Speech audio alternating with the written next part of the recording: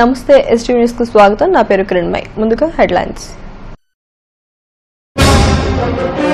అప్పన్న చంద్రోత్సవానికి భారీగా తరలివచ్చిన భక్తులు.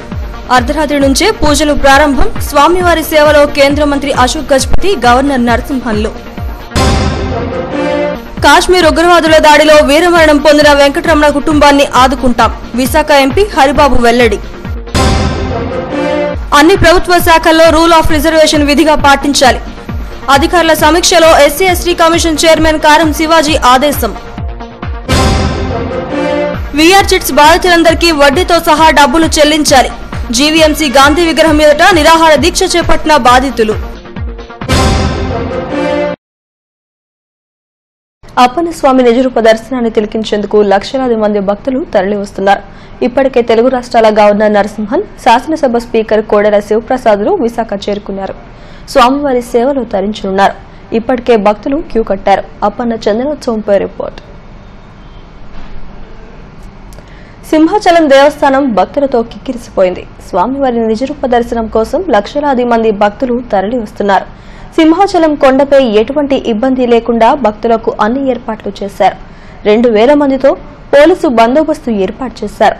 అర్ధరాత్రి దాటిన తర్వాత సుప్రభాత సేవ అనంతరం ప్రత్యేక పూజలు నిర్వహిస్తారు. చంద్రం ఒలిచిన తర్వాత ఆలయ ధర్మకర్త పూసపాటి అశోక్ గజపతిరాజుకు తొలి దర్శన భాగ్యం కల్పిస్తారు. అనంతరం భక్తుల సర్వ దర్శనాలు ప్రారంభమవుతాయి.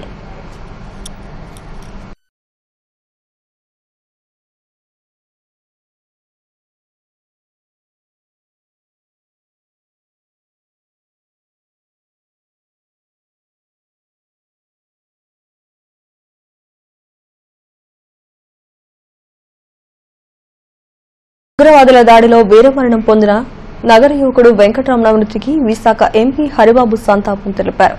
ఆయన కుటుంబ సభ్యులకు ప్రగాఢ సానుభూతిని వ్యక్తం చేశారు.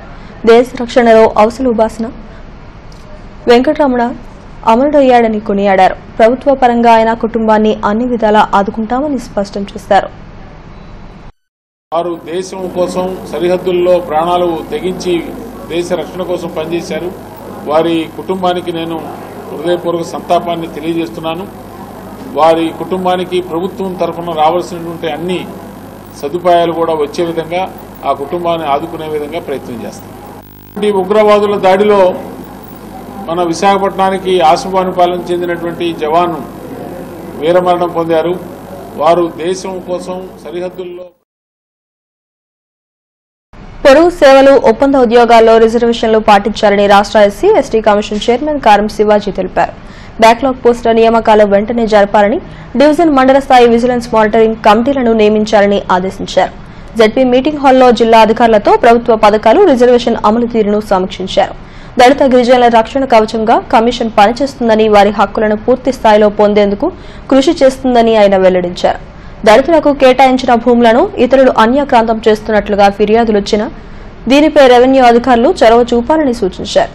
జీవీఎంసీ పరిధిలో మంజూరు చేసిన దుకాణాల్లో ఎస్సీ ఎస్టీలకు కనీస సంఖ్య లేకపోవడంపై విచారణ వ్యక్తం చేశారు.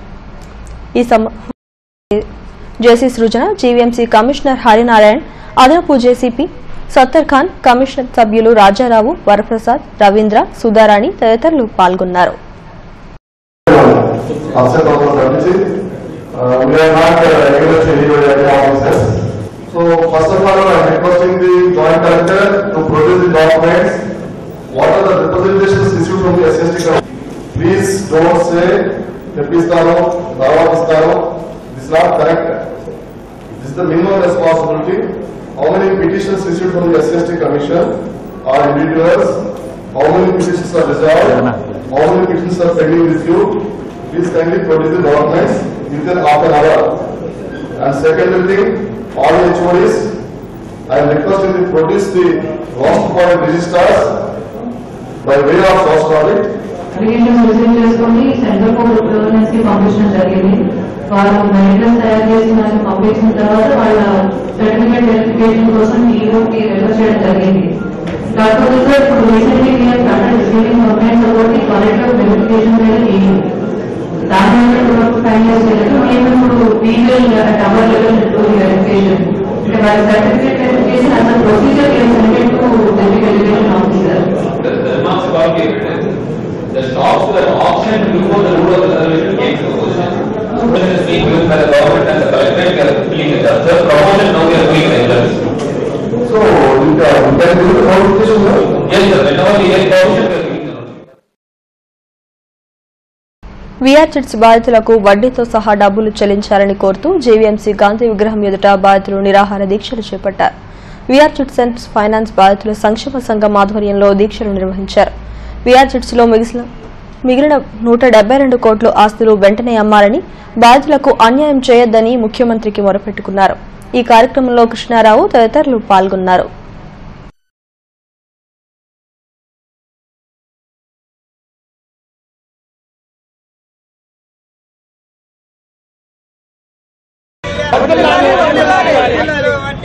ఈరోజు ఆస్తులను అమ్మి ఈరోజు విజయం సాధించారు. విజయం సాధించిన తర్వాత 27 కోట్ల రూపాయలు ఆస్తి అమ్మగా వచ్చింది. 27 కోట్ల రూపాయలు అసలుగా ఇస్తామని చెప్పారు. అసలుతో పాటు వడ్డీ కూడా చెల్లించాలి. ఇంకా 172 కోట్ల ఆస్తులు అమ్మాల్సినటువంటి అటాచ్మెంట్లో ఉన్నాయి. అవి అమ్మి వడ్డీ కూడా ఇవ్వాలని చెప్పినది మనం వీఆర్ బాధితులుగా డిమాండ్ చేస్తూ ఉన్నాం. కానీ ప్రభుత్వం సిబిసిఐడి వాళ్ళు యాజమాన్యంతో కుమ్మక్కయ్యి ఈరోజు అసలు మాత్రం చెల్లిస్తాం, వడ్డీ మాత్రం చెల్లించం అని చెప్పినది ఈరోజు దౌర్భాగ్యంగా ఈరోజు కోర్టు తీర్పును పక్కన పెట్టి ప్రకటిస్తున్నారు. కాబట్టి మేము తక్షణమే వీఆర్ బాధితులకి రావాల్సినటువంటి నష్టపరిహారం, అంటే వాళ్ళ ఆస్తులతో వాళ్ళ డబ్బులతో కొన్నటువంటి ఆస్తులు కాబట్టి ఆ ఆస్తులను అమ్మి ఈరోజు అసలు వడ్డీ మొత్తం చెల్లించాలని చెప్పినది మేము డిమాండ్ చేస్తున్నాం. ఈరోజు రేపు హోమ్ మినిస్టర్ని అడిషనల్ డీజీపీ గారిని కూడా కలవడానికి సిపిఎం పార్టీ మే నెలలో నిర్వహించనున్న గ్రూప్ 2 పరీక్షలు 3 నెలలు వాయిదా వేయాలని బీసీ విద్యార్థి సంఘం నాయకుడు పితాని ప్రసాద్ డిమాండ్ చేశారు. ఏయూ ఫ్యాకల్టీ క్లబ్లో ఆయన మీడియాతో మాట్లాడారు. గ్రూప్ 2 ప్రిలిమ్స్ అనంతరం మెయిన్స్ కు సన్నద్దమయ్యేందుకు కనీసం 5 నెలల సమయమైనా ఇస్తారని, కానీ ఈసారి కేవలం 45 రోజులు మాత్రమే వ్యవధి ఇచ్చారని ఆవేదన వ్యక్తం చేశారు.